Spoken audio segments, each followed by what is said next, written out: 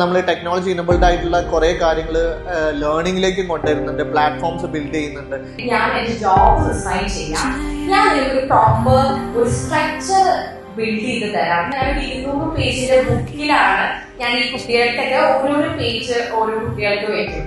അതിൽ ആ കുട്ടികളെ അറ്റൻഡ് ചെയ്ത ലൈക് ഡേറ്റ് എന്താണ് പഠിപ്പിച്ചത് അങ്ങനെയാണ് ഞാൻ ചെയ്തുകൊണ്ടിരുന്നത്. പക്ഷേ അന്നേ ബ്രദർ പറയുന്നു ലൈക് നിനക്കൊരു like 50+ അല്ലെങ്കിൽ 60+ ഓഫ് സ്റ്റുഡൻസ് വന്ന ഒരിക്കലും മാനുവലി ഇത് ഹാൻഡിൽ ചെയ്യാൻ പറ്റില്ല.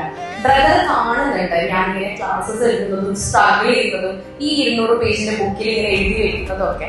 ബ്രദർ എന്നോട് ചോദിച്ചു, അശ്വതി എനിക്ക് ഒരു കോൺഫിഡൻസ് ഉണ്ടെങ്കിൽ ഞാൻ എന്റെ ജോബ് റിസൈൻ ചെയ്യാം, ഞാൻ ഒരു പ്രോപ്പർ ഒരു സ്ട്രക്ചർ ബിൽഡ് ചെയ്ത് തരാം, നീ എന്റെ കൂടെ നിൽക്കുകയാണെങ്കിൽ.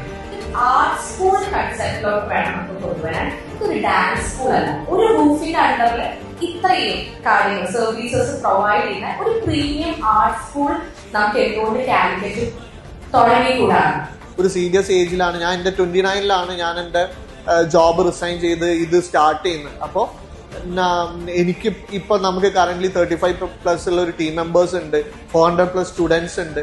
പക്ഷെ അന്ന് കംപ്ലീറ്റ്ലി ഒരു ഞാനും പറയുകയാണെങ്കിൽ ഒരു ബ്ലൈൻഡ് ആയിട്ടുള്ള റിസ്ക് എന്ന് പറയാം, അല്ലെങ്കിൽ അതിനോടുള്ള ഒരു ഒബ്സഷൻ എന്ന് പറയാം. നമ്മൾ അന്ന് റിസ്ക് ചെയ്തത് തന്നെയാണ്, പക്ഷെ വി കുഡ് സക്സീഡ് സംവേ. അതുകൊണ്ട് ഞാനും പറയുന്നത് എന്താ വെച്ചാൽ നിങ്ങൾ ചെറിയ ഏജിലാണെങ്കിൽ ഒന്ന് ട്രൈ ചെയ്ത് നോക്കുന്നതിൽ തെറ്റില്ല.